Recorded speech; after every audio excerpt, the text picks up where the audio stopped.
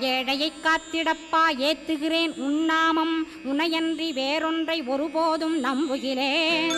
கண் கண்ட தெய்வமே கலியுக வரதனே கந்தன் என்ற பேர் சொன்னால் கடிதாக நோய் தீரும். புவனேஸ்வரி மைந்தா போற்றினேன் திருவடியை நம்பினேன் திருவடி சாட்சியாக. புவனமாதா மைந்தனே புண்ணியமூர்த்தியே கேள் நின்னாமம் ஏத்துவதே நான் செய்யும் தவமாகும்.